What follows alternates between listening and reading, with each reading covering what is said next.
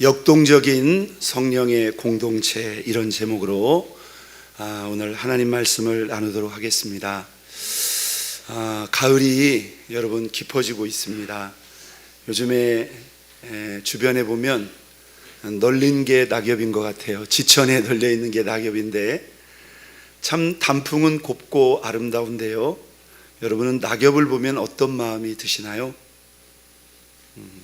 단풍과 달리 왠지 낙엽은 좀 밝은 그런 생각보다는 좀 쓸쓸하고 외롭고 그런 마음이 들지 않습니까? 이게 다 우리의 어떻게 보면 선입견인데, 왠지 낙엽은 꼭 끝을 향해서 마지막을 향해서 간다는 그런 이미지가 우리 마음속에 있기 때문이 아닌가 생각해 봅니다. 과학자들이 또 생물학자들이 연구한 그 바에 의하면 여러분 잘 알겠지만 사실 이 낙엽은 너무너무 신비롭고 아름다운 생명의 현상입니다. 나무가 이제 겨울을 준비하는 거죠. 이렇게 낙엽을 떨어뜨리는 이유, 수분의 부족과 또 추운 겨울을 준비하는 그러한 과정이라고 합니다.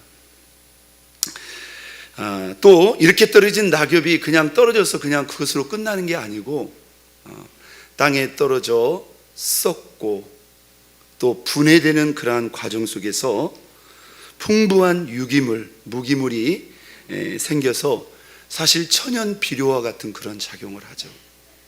그래서 얼마나 많은 생명들을 살리는데 이 낙엽이 그렇게 귀하게 쓰여진다고 합니다. 또 나무 자신에게도 땅의 수분 증발을 이 덮어준 낙엽들이 막여줄 뿐만 아니라 또 겨울철에 따뜻하게 보온재처럼 냉해의 그러한 어려움으로부터 지켜주는 그런 역할을 한다고 합니다. 또 이 낙엽 속에서 수많은 곤충들이요, 겨울을 나는데 너무너무 귀한 그런 보금자리가 되고, 또 그곳에 그렇게 많은 또 다른 생태계가 살 수 있는 먹이가 만들어진다고 합니다. 참 고마운 낙엽 아닙니까? 그래서 어떤 사람은 아낌없이 주는 나무가 아니라 아낌없이 주는 낙엽이라고 합니다. 자, 이렇게 생각하고 낙엽을 바라보면 저 낙엽이 쓸쓸하게 보이는 게 아니라 너무나 따뜻하게 보이지 않습니까? 그래서 우리의 이 바라보는 각도가 이렇게 다르다는 거예요. 제가 오늘로부터 연말까지 한번 날짜를 계산해 보니까 한 40여일 정도 남는 것 같습니다. 여러분, 연말을 또 바라보면서 깊은 가을, 여러분들은 무슨 생각을 하고 또 무엇을 준비하고 계십니까? 사실 이 낙엽은 끝을 향해서 가고 있는 것이 아니었다는 것입니다. 겨울을 준비하고 있었고, 겨울 너머의 새로운 봄을 사실상 준비하고 있는 그런 귀한 생명의 몸부림이었다는 거죠. 오늘 저와 여러분에게도 이 낙엽이 주는 잔잔한 감동과 교훈이 있었으면 좋겠습니다. 자, 저는 오늘 이 본문의 말씀을 가지고 우리 교회를 향한 제 기대와 소망을 담아서 역동적인 성령의 공동체, 이런 제목으로 하나님 말씀을 나누기를 원합니다. 여러분, 예수 그리스도의 생애와 삶이 역동적인 성령의 삶이었다는 사실을 여러분 알고 계십니까? 누구나 깊이 생각하지 않아도 예수 그리스도의 짧은 33년의 그 생애가 강력하고도 역동적인 삶이었다는 것을 우리는 다 기억하고 있습니다. 어떻게 그렇게 할 수 있었을까요? 우리는 그냥 예수님이기 때문에 그렇게 할 수 있다, 이렇게 쉽게 생각할 수도 있지만 여러분, 그렇지 않습니다. 예수님은 하늘에서 직접 이 땅에 내려오신 분이 아니라 우리와 똑같은 인생을 입으셨기 때문에 사람의 몸을 입고 그렇게 강력하고도 또 위대한 그러한 삶을 산다는 것은 여러분, 인간적으로 설명이 되지 않는 거예요. 그런데 우리가 사복음서에 보면 예수님이 공생애를 시작하면서 요단강에서 세례 요한에게 세례를 받습니다. 그때 하늘의 문이 열렸고 성부 하나님의 음성과 더불어 비둘기 같은 성령이 예수 그리스도에게 임했던 것을 볼 수 있습니다. 예수님께서 우리와 똑같은 육신의 몸을 입으셨지만 예수님은 하나님께서 부어주시는 성령의 은혜와 권능 가운데서 살아가셨기 때문에 우리 예수님은 이렇게 역동적이고도 강력한 삶을 살 수 있었던 것을 여러분 믿으시기를 바랍니다. 여러분, 이것은 예수님의 삶으로 끝났을까요? 그렇지 않습니다. 우리 예수님이 십자가와 부활의 사건으로 구원을 이루시고 제자들이 보는 앞에서 하늘로 승천하셨습니다. 예수님은 남은 제자들에게 한 가지의 약속을 남겨주고 가셨습니다. 너희는 예루살렘을 떠나지 말고 내게 들은 바 아버지의 약속하신 것을 기다려라. 수백 명의 사람들이 예수님의 부활을 목격했습니다. 그러나 그 예수님의 말씀을 끝까지 믿고 그 주님의 약속된 성령을 기다렸던 사도와 성도들은 120여 명이었습니다. 그리고 그 120명에게 임한 성령의 임재와 기름 부으심의 역사를 통해서 예수 그리스도를 잇는 주님의 몸된 교회의 역사가 시작된 줄로 믿습니다. 너무나 신비롭고 놀라운 것은 예수님의 생애 가운데 나타났던 그 역동적인 성령의 역사가 그의 사도들을 통해서 또 평신도인 안수집사 그 성도들의 삶을 통해서도 고스란히 드러났으며, 그런 멤버들로 구성된 초대교회는 말 그대로 역동적인 공동체가 되었던 것입니다. 여러분, 이것은 초대교회와 초대 사도들만의 이야기일까요? 여러분, 그렇지 않습니다. 예수님에게 임했던 그 하나님의 성령, 초대 사도들과 성도들에게 임했던 그 성령은 오늘 저와 여러분에게도 동일하게 임한 줄로 믿습니다. 우리가 그 성령님을 바로 알고 그 성령님과의 바른 관계 속에서 성령의 충만함과 그 은혜와 능력을 힘입는다면 저와 여러분 모두도 예수 그리스도께서 초대교회 사도와 성도들이 받고 누렸던 이런 역동적인 성령의 삶을 누릴 수 있는 것을 믿으시기를 바랍니다. 여러분, 하나님이 우리에게 주신 많은 선물 가운데 최고의 선물이 있다면 그것은 무엇일까요? 첫째는 예수 그리스도이겠죠. 그렇다면 예수 그리스도를 통해서 하나님이 우리에게 주신 최고의 선물이 있다면 무엇일까요? 우리가 구원이라고 생각할 수 있을 것입니다. 그런데 그 구원의 선물 가운데 또 하나 최고의 선물이 있다면 우리는 믿기만 해서 구원받았을 뿐인데 구원받은 우리에게 하나님의 영, 예수 그리스도의 영을 우리 마음 가운데 보내주셨다는 것입니다. 사랑하는 여러분, 여러분 마음속에 성령의 충만한 임재와 그 은혜를 기대하며 사모하며 소원하고 계십니까? 자, 우리 능력교회는 그래도 많은 교회 가운데서 성령을 강조하고 성령 충만한 교회라고 생각합니다. 우리는 그것을 원했고 구했고 또 많은 은혜와 체험도 있었습니다. 그런데 과연 오늘 우리의 신앙과 삶이 그 성령 안에서 예수님이나 초대교회 성도들처럼 그렇게 역동적인 신앙의 삶을 살고 있느냐는 거예요. 오히려 역동적이지보다는 전혀 그렇지 못한, 너무나 유약하고 너무나 무력한 현대 그리스도인들의 모습을 우리는 보게 됩니다. 여러분, 성령 충만을 원하는 목적이 어디에 있습니까? 또 예수님께서 우리에게 성령을 보내주신 이유와 목적이 어디에 있을까요?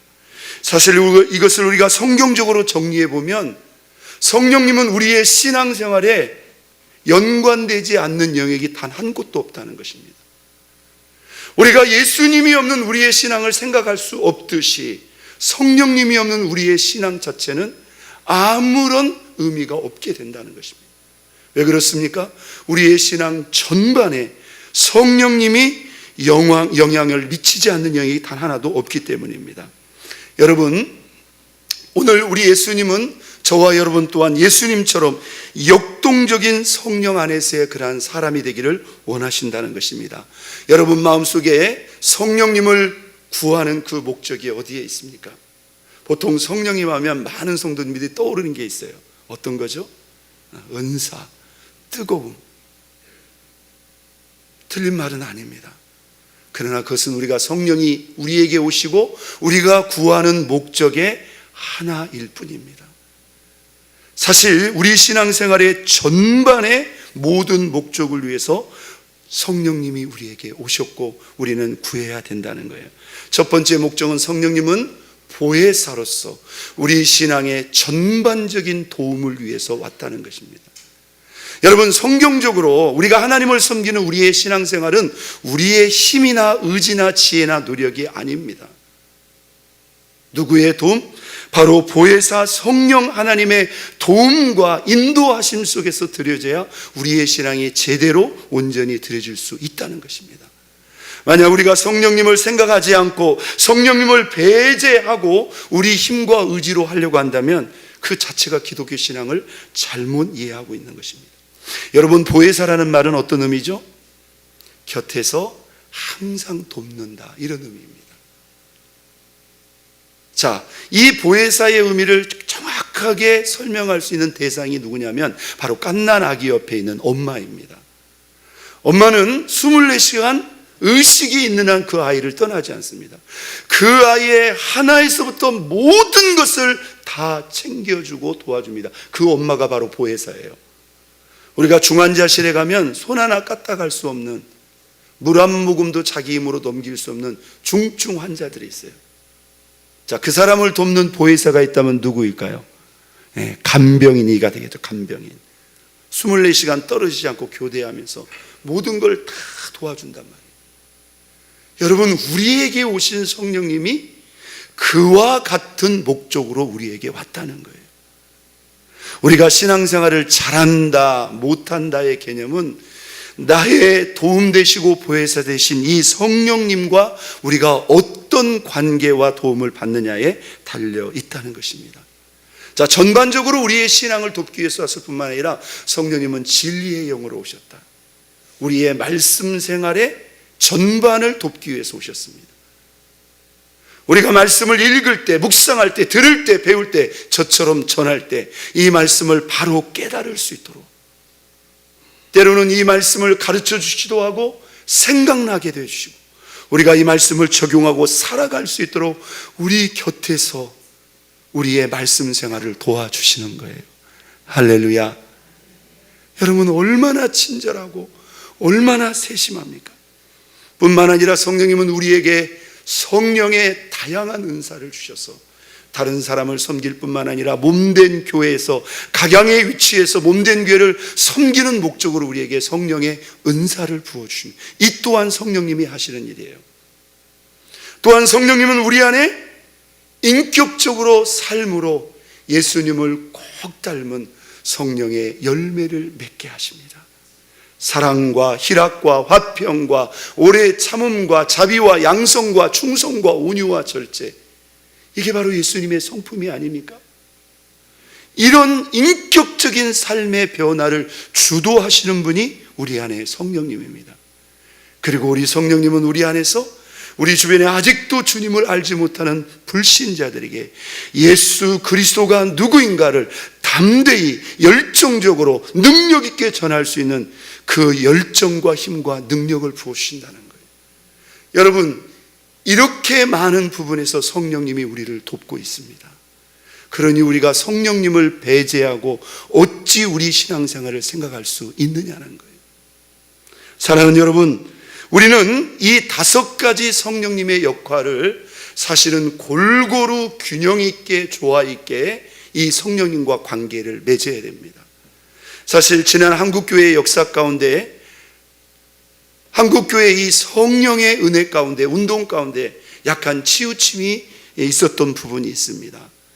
바로 세 번째, 성령의 은사에 너무나 치우친 나머지 마치 성령 충만과 은혜는 다 은사로만 연결되어서 이것이 곡해되었고 잘못 적용해서 많은 부작용과 아픔을 만들어낸 것도 사실입니다.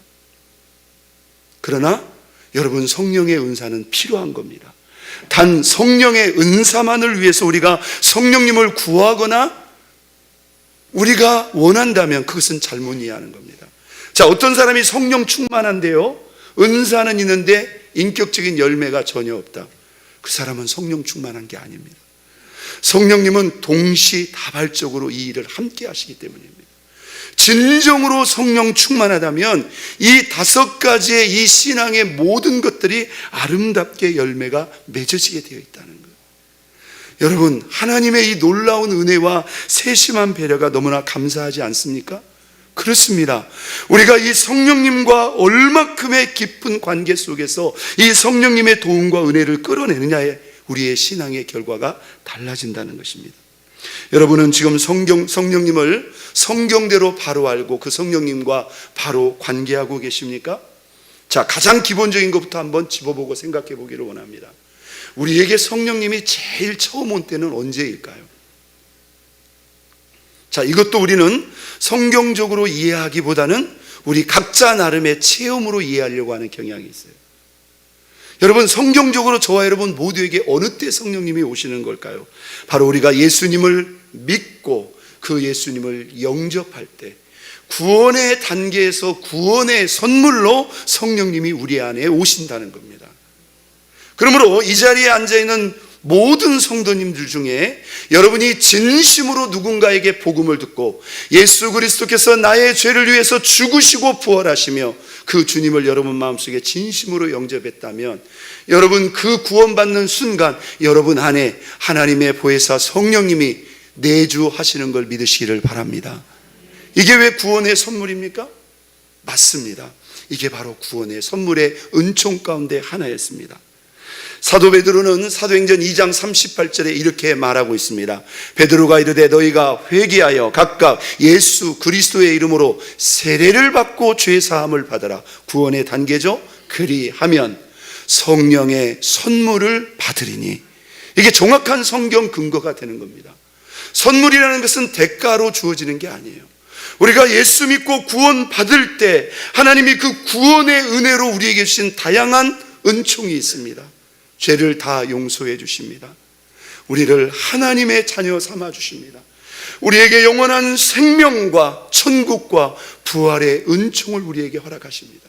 그 구원의 은총의 하나 가운데 우리 안에 성령을 선물로 주시는 은혜가 있다는 거예요. 여러분, 이 선물이 얼마나 크고 귀하다는 사실을 여러분 알고 계십니까? 구약의 이스라엘 백성들에게는요, 하나님이 특별히 선택한 사람들, 하나님이 그 시대에 특별한 소명으로 선택한 어떤 선지자나 어떤 예언자나 어떤 왕이나 제사장들에게 간절적으로 부어주셨던 그 성령을 이제 예수 믿고 구원받은 저와 여러분 모두에게 동일하게 부어주셨다는 것입니다. 자, 우리가 이 성령님을 이해함에 있어서 자, 여기서부터 우리가 혼란이 시작이 됩니다. 그렇다면 예수 믿을 때 선물로 우리 안에 들어오시는 성령님과 우리가 늘 사모하고 구하는 성령 충만은 어떤 차이가 있는가?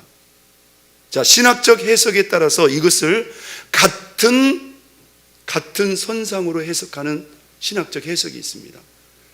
예수 믿고 구원받을 때 성령님이 내 안에 들어오셨는데, 내 안에 이미 성령님이 들어오셨는데 뭘 성령 충만을 더 달라고 기도해? 어떻게 생각하세요? 실제로 그렇게 해석하고 가르치는 교단이 있습니다. 글쎄요, 왜 이렇게 가르치기 시작했는지 모르지만 사실 한국 교회가 너무나 치우치고 편협된 잘못된 성령 운동으로 인해서 큰 홍역을 치르는 과정 속에서 이 성령론에 대한 해석 가운데 이 은사를 자제하고 절제시키려고 하는 이런 운동 가운데서 이런 해석이 나올 수도 있다, 저는 그렇게 생각을 합니다. 그러니까 당신이 예수 믿고 구원 받았으면 이미 성령 받았기 때문에 성령 충만 위해서 기도하지 말라는 거예요. 여러분, 이 말이 맞는 말일까요? 틀린 말일까요? 여기에는 상당한 문제점이 있습니다. 자, 예수 믿었다면 우리 모두가 다 성령을 받은 겁니다. 그 자체가 성령 충만이라면 그러면 결과적으로 우리의 신앙과 삶이 어떠해야 됩니까? 초대교회 성도들처럼 역동적인 신앙의 모습이 드러나야 돼요, 안 나야 돼요? 나타나야 된단 말이에요. 그런데 드러나는 사람보다는 드러나지 않는 사람이 거반이라는 겁니다. 그러면 이것은 거꾸로 우리가 구원을 못 받았단 말인가? 그렇지 않다는 겁니다. 그러므로 우리는 이 부분을 이렇게 정리를 해야 됩니다. 구원의 단계에 우리 안에 내주하시는 성령님의 은혜와 구원받은 이후에 우리가 그 은혜를 사모함으로 구하여 받는 성령 충만의 은혜는 같은 은혜가 아니라 별개의 다른 개념이라는 거예요. 우리가 소속된 성결교단은 바로 이 은혜를 다른 은혜로 정확하게 해석하고 있습니다. 여러분, 왜 그럴까요? 이 성경적인 근거가 분명히 있기 때문입니다. 누가복음 11장 13절에 예수님이 이렇게 말씀했습니다. 너희가 악할지라도 좋은 것을 자식에게 줄 알거든 하물며 하늘에 계신 너희 아버지께서 뭐하는 자에게? 구하는 자에게, 기도하는 자에게 무엇을? 성령을 주시지 않겠느냐. 이게 그냥 믿는 것으로 딱 끝난다면 믿는 자에게 이렇게 표현을 해야 된다 이 말입니다. 하늘에 계신 하나님이 너희 아버지라면 이 사람은 이미 믿은 사람이에요. 그런데도 뭐하는 자에게? 구하는 자에게 성령을 주신다고 했습니다. 여러분, 예수님의 제자들이 다 예수님 믿는 사람 아니었습니까? 그런데 왜 그들에게 별도 10일을 기다리면서 예루살렘을 떠나지 말고 기도하면서 성령을 기다리라고 했을까요? 이것은 구원의 은혜와 별개로 그 성령 충만한 은혜를 기대하고 사모하고 믿고 기도하는 자에게 더하여 주시는 은혜인 것을 여러분 믿으시기를 바랍니다. 우리가 사도행전 2장에 보면 처음 마가 다락방에 성령의 충만함의 은혜가 기록되어 있습니다. 그들이 약속의 말씀을 믿고 간절히 기도할 때 끝까지 기도했던 120명의 성도들이 다 한 사람도 예외 없이 성령의 충만을 받고 성령의 말하게 하심을 따라 그들이 다른 언어로 말하기를 시작합니다. 이게 첫 번째 성령 충만한 은혜예요. 그러면 더 이상 이들에게 성령 충만의 은혜는 더 이상 없었을까요? 그렇지 않습니다. 이어지는 4장에 보니까 이들이 사도들이 잡혀간 문제로 초대교회 성도들이 모여서 기도합니다. 빌기를 다음에 그들이 함께 모여 뜨겁게 기도했더니 이미 사도행전 2장에 임했던 그 성령의 충만함이 갑자기 진동하더니 무리가 다 성령이 충만하여 담대히 하나님의 말씀을 전했다고 하는 기록이 나옵니다. 할렐루야. 여러분, 그러므로 성령 충만한 은혜는 구원 이후에 사모하는 자에게 주시는 별개의 은혜일 뿐만 아니라 우리가 한번 성령 충만 받았다고 해서 이 성령 충만 은혜가 평생 유지되겠습니까? 그렇다면 얼마나 좋겠습니까? 문제는 우리가 그것을 지키지를 못한다는 거예요. 그리고 이것을 유지하려면 여기에는 여러 가지 변수가 작용한다는 거예요. 자, 그렇다면 우리는 이 성령 충만한 은혜를 어떻게 하면 계속 이어갈 수 있는가? 여기서 우리는 바로 이 부분을 생각해야 됩니다. 오늘 저는 여러분과 제가 기록된 말씀을 통해서 우리가 성령 충만을 받은 이후에 성령님과의 관계를 통해서 우리가 이 성령 충만을 이어가는 은혜를 같이 생각해 보기를 원합니다. 그러므로 우리가 성령 충만을 구하고 받는 것만큼이나 더 중요한 것은 무엇입니까? 바로 이 성령 충만의 은혜를 지키고 유지하는 것이라는 거예요. 오늘날 대부분의 한국교회 성도들이 이해하는 성령 충만은 내가 성령 충만하다가 조금 약해지거나 식어지면 또 구하면 되지? 또 구하면 되지? 다 틀린 말은 아닙니다. 그러나 다 맞는 말도 아닙니다. 내가 성령 충만하지 못하다고 했을 때 우리에게는 그냥 또 구하고 또 구하는 이 길만 있는가? 그렇지 않다는 거예요. 이게 바로 성령님과의 관계를 우리가 성경적으로 온전히 이해하지 못하고 있는 것입니다.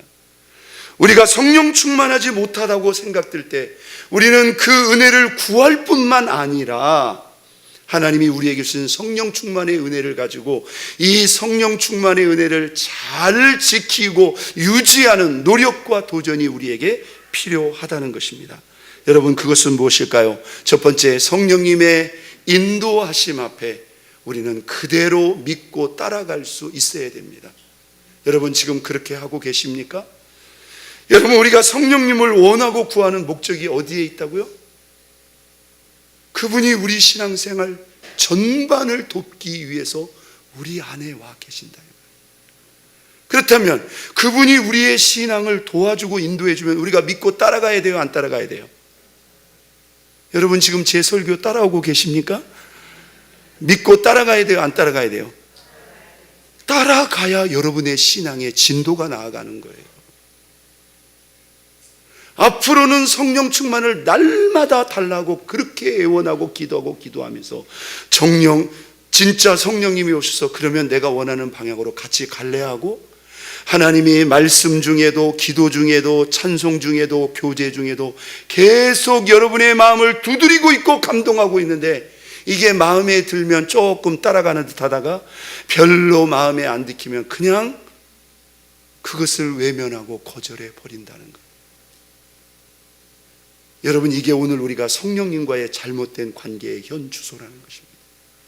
여러분, 이런 식으로 우리가 계속 나가면 될까요? 안 된다는 겁니다. 자, 갈라디아서 5장 16절 우리 같이 읽겠습니다. 내가 이르노니 너희는 무엇을? 성령을 따라 행하라. 성령의 인도하심을 따라가라는 거예요. 그리하면 육체의 욕심을 이루지 아니하리라. 여러분, 이 하반절의 의미가 무엇인 줄 아십니까? 우리가 결단하고 성령의 감동하심을 끊임없이 따라가다 보면 우리의 신앙과 삶에 어떤 현상이 일어난다고요? 내 안에 꿈틀거리고 있는 그 욕심이 성립이 안 된다는 거예요. 욕심이 생겼다가 사라져버리고 생겼다가 사라져버려요. 여러분, 욕심이 이루어지지 않으면 무슨 일이 발생할까요? 죄가 성립이 될 수가 없다는 겁니다. 죄가 만들어질 수 없다는 것입니다. 죄의 시작은 욕심이 잉태한 즉 죄를 낳고 죄가 장성해서 사망을 만드는데, 이 욕심이 잉태 자체가 안 된다는 거예요. 성령님만을 결사적으로 따라가는 사람은 성령님이 그 마음을 주장하기 때문에 이런 식으로 계속 따라가다 보면 어떤 결과에 이르게 될까요? 결국 죄와 멀어지게 되는 겁니다. 그래서 우리의 말과 행실과 삶이 어느 순간 거룩하게 변화되게 되는 거예요. 여러분, 이게 성령님이 우리를 이끄시는 기본적인 흐름의 방향이라는 것입니다. 자, 우리 안에 두 가지 욕구가 우리 안에 싸우고 있어요. 자, 아주 신령한 말씀입니다. 저와 여러분이 예수를 믿고 우리 안에 성령의 내주하심의 은혜가 있다면 저와 여러분 모두에게 단 한 사람도 예외 없이 이 싸움이 있는 거예요. 읽어보겠습니다.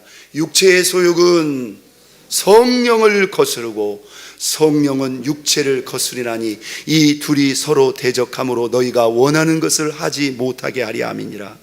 예수를 안 믿었을 때는 이 싸움이 우리 안에 없었어요. 왜? 내가 주인 돼서 내 중심대로 내가 하고 싶은 대로 하고 살았어요. 그런데 예수 믿고 구원 받았지만 여기 육체라는 것은요, 우리 눈에 보이는 이 육체를 말하는 게 아닙니다. 내 안에 내가 주인 되어 내 중심대로 살고자 하는 이 자아의 중심을 말하는 거예요.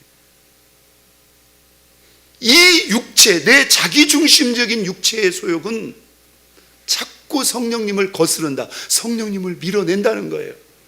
그러니까 성령 충만 받았어도 우리가 성령 따라가지 않으면 그 성령 충만이 얼마 갈 수가 없는 거죠. 왜? 내 안에 있는 육체의 소욕이 성령님을 밀어낸다는 거예요. 여러분, 이것은 실제적인 일입니다. 그런데 우리가 성령 충만을 받고 성령이 감동하시는 대로 계속 따라가면 그 성령님이 우리 안에 있는 무엇? 육체의 소욕을 밀어낸다는 거예요. 그래서 죄의 생각, 죄의 마음들이 어느 순간 약해지고 사라지는 겁니다. 여러분, 이게 우리 안에 일어나는 일들이에요. 우리는 이 둘 사이에서 분명히 결정해야 됩니다. 앞으로는 성령 충만을 그렇게 원하고 구하면서도 뒤돌아서서는 그냥 육체의 소욕을 따라 살아버려요. 여러분, 이게 지금 무슨 생활입니까? 성령님이 참 혼란스럽고 골치가 아플 것 같아요. 아니, 성령님을 달라고 그렇게 애걸복걸 할 때는 언제고, 그래서 성령님이 충만하게 임재해서 그래 내가 원하는 대로 가자고 할 때는 또 육체의 소욕을 따라가요. 여러분, 이 사람한테 계속 성령 충만을 부어줘야 될까요?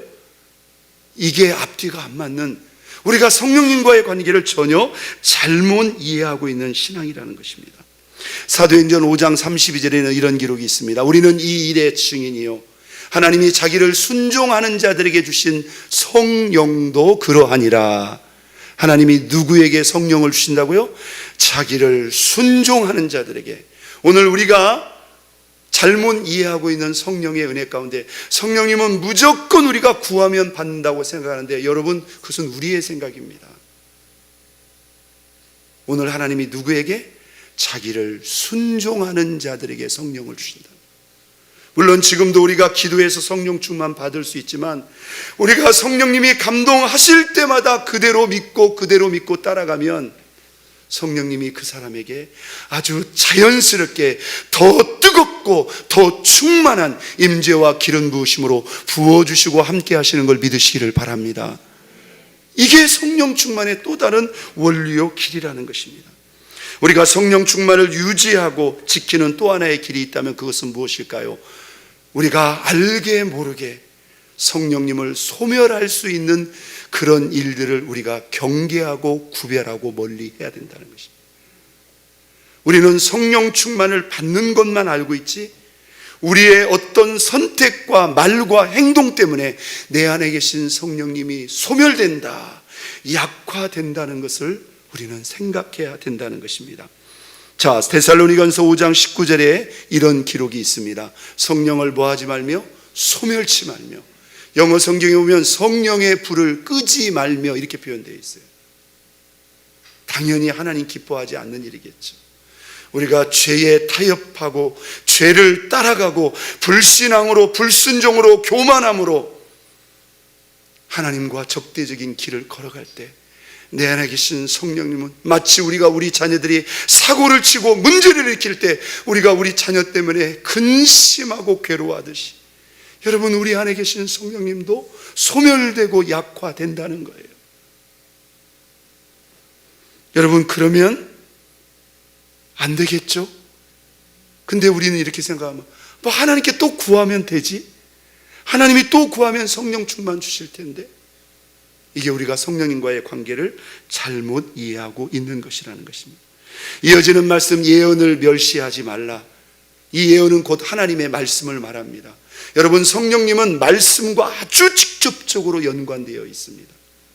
예언을 멸시한다는 말이 무슨 말일까요? 우리가 말씀을 가볍게 생각하고 말씀에 집중하지 않고 말씀 중심의 삶을 살지 않으면 그것 또한 성령을 소멸하는 길이라는 것. 이어지는 말씀, 범사에 헤아려. 우리는 성령님을 모시고 있는 성령의 사람이기 때문에 범사에 신중하게 헤아려 취할 것 안 취할 것을 구별하라는 겁니다. 아무 자리나 가고 아무나 만나고 아무 말이나 하고, 여러분, 그렇게 해도 아무 문제가 없는 게 아니라는 거예요. 성령이 우리 안에 소멸된다. 그리고 악은 모든 모양조차도 철저히 끊고 버릴 것을 말합니다. 여러분, 우리 안에 성령 충만을 우리가 진정으로 원한다면 우리는 앞으로 구하는 것뿐만 아니라 그 성령의 인도하심에 순종도 해야 되고, 성령을 소멸시키고 약화시키는 것에 대해서는 우리가 분명히 경계하고 멀리하는 그런 의지와 도전도 있어야 된다는 거예요. 우리가 잘 알고 있는 속담 가운데 밑 빠진 독에 물 붓기라는 말이 있습니다. 앞에서 우리가 아무리 성령 충만을 구해서 그 성령 충만을 받는데 정작 성령님을 따라가지도 않고 성령이 소멸될 수많은 일들을 우리 자신에게 노출시킨다고 한다면, 여러분, 그 성령 충만이 유지가 되겠느냐 이 말이에요. 그게 바로 밑 빠진 독에 물 붓기입니다. 그래서 예배 드릴 때는 뭔가 느껴지고 뭔가 은혜가 있는 것 같은데 세상으로 가면 전혀 그 은혜가 마치 남의 일처럼 느껴지는 이유가 바로 여기에서부터 시작이 되는 거라는 것. 데살로니가전서 4장 7절 8절의 말씀입니다. 하나님이 우리를 부르시면 우리를 부정케 하기 위함이 아니다, 거룩하게 하시기 위함이니 저버리는 자는, 그 하나님의 거룩한 부르심을 저버리고 외면하는 자는 사람을 저버림이 아니요 너희에게 그의 성령을 주신 누구? 하나님을 저버림이니라. 그냥 적당히 타협하고, 여러분, 적당히 무너지고 그렇게 해서는 안 된다는 것입니다. 자, 우리가 성령의 충만함을 지키고 유지하는 또 하나의 중요한 길이 오늘 저와 여러분이 읽은 이 본문에 나옵니다. 바로 성령님이 기뻐하시는 일을 우리가 의지적으로, 능징적으로, 부지런히 심어야 된다는 거예요. 자, 오늘 저와 여러분이 읽은 갈라디아서 6장 7절에 보면 사도 바울이 이런 기록을 남깁니다. 스스로 속이지 말라. 하나님은 업신여김을 받지 아니하시나니 사람이 무엇으로 심든지 그대로 거두니라. 여러분, 이 말씀을 이해하지 못하는 사람이 있을까요? 심은 대로 거둔다는 이 원리는 누구의 원리입니까? 하나님의 원리입니다. 자연의 원리고 생명의 원리고 사실 신앙과 영성의 원리도 바로 이와 같습니다. 여러분, 우리가 기도하지 않고 응답을 기대하면 안 되죠. 성장을 위해서 시간도 정성도 들이지 않는데 우리가 성장하기를 기대하면 안 되죠. 여러분, 성령님과의 관계도 마찬가지라는 겁니다. 그냥 앞으로 구하는 것밖에 없지, 우리가 성령님을 위해서 따라가는 것도 없고 소멸시키기만 하고 성령님을 위해서 아무것도 심지 않으면서 무슨 성령 충만을 기대하느냐는 거죠. 오늘 심어야 된다는 것입니다. 그리고 이어지는 갈라디아서 6장 8절, 오늘 본문의 핵심이 되는 말씀입니다. 우리 눈을 크게 뜨고 같이 합독하도록 하겠습니다. 자기의 육체를 위하여 심는 자 육체로부터 썩어질 것을 거두고 성령을 위하여 심는 자 성령으로부터 영생을 거두리라. 여기 두 종류의 심는 자가 있습니다. 한 사람은 육체를 위해서 심는 자. 여러분, 비록 썩어질 것이지만 우리가 육체를 위해서도 어느 정도 심어야 되겠죠. 그러나 육체만을 위해서 심는다면 예수 믿고 구원받아 성령을 모신 저와 여러분의 신앙과 삶의 자세가 아니라는 거예요. 성령님이 내 안에 충만하게 마음껏 나를 인도할 수 있도록 우리 또한 성령님을 위해서 심어야 된다는 것입니다.